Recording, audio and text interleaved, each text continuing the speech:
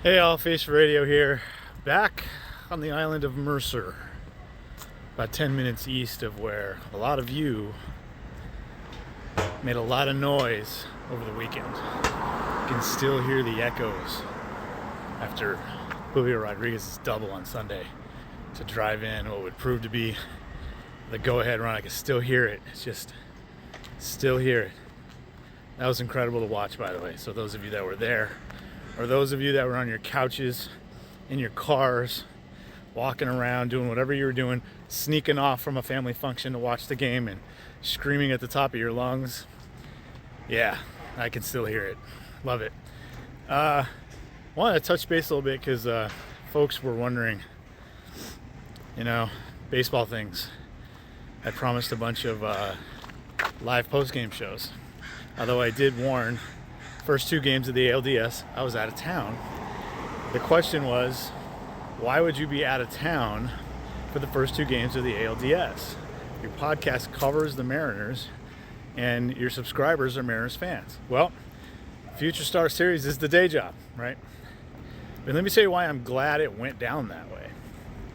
Because every time I'm around those folks, I learn so much. I'm telling you, the insights from being at those events. And it's really not just about seeing the players who are next year's draft class, the draft class after that. It's really more like, who do I get to talk to?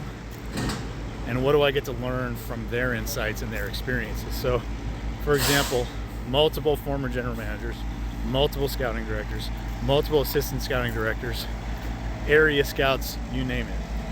But I wanted to share something because I think this is really important. Like, we all have our opinions, maybe most of all me, right? Like, it's difficult to ask me a question and to not receive some sort of I got something to say about it, right? But sometimes when I respond to your questions, it's I don't know, but I'm gonna give it my best shot, right? And let me tell you where that came from, because I heard it a lot this weekend, despite the fact that I spent the entire weekend around people with dozens and dozens and literally hundreds and hundreds of years of experience scouting players, evaluating players, analyzing players, data included, subjective scouting included. The phrase that I heard the most was, I don't know. In fact, I was talking to an A's scout who was like, hey, look, he's been scouting for 20, 25 years. He was like, hey, look, this is new for me, as he looks out on the field and is watching a bunch of 2020 class of 2027 kids. This isn't something I normally do. He's typically looking at the draft class that's right in front of him. So 2026 is 2027s, and there was even a class of 2028 kid who was good enough to be on an underclass elite roster to play with the kids a year older than him. He didn't know. It's like, hey, what do you like here? I don't know, man. Like, this is new to me. It wasn't, I'm going to give you an answer, pretend I know everything. I'm going to give you an answer, pretend everything I say is fact. It was, I don't know. That's a good question. You look at tools, and that's where the question went. That's where the answer went. The conversation went. You look at tools at that age. That's really all we're looking at. But with kids even younger than that, it's even a little different. You're taking 12 months or so off that evaluation. You're taking 12 months and adding it to the projection.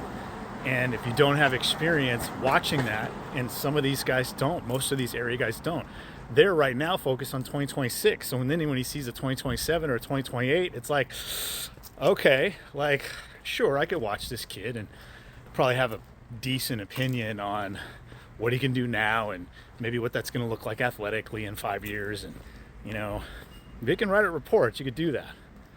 But the less the more difficult it is to correctly evaluate the player, right?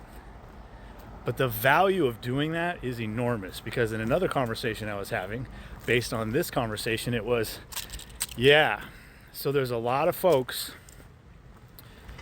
who have TV shows and call games, they're analysts, or they have websites, they have podcasts, things of that nature, who really only see the Major League game. including former players who have only seen the major league game for the last 20 years. They have not seen the minor league game the last 20 years. They haven't seen the modern prospect. They haven't seen the modern high school player, amateur player, college player. They haven't seen that. They haven't seen the modern kid from the Dominican Republic. They haven't seen that at all. They don't know what that looks like. So then when they're asked a question or in a position where some sort of an opinion, some sort of an evaluation, assessment, some sort of analysis comes into play, they don't have it. So it's really interesting. From I don't know, but I'll do my best. And hey, you know what? Why would you ask this guy that question? Sure, he's been around. He's a scout. Has he scouted this before? Is that his experience?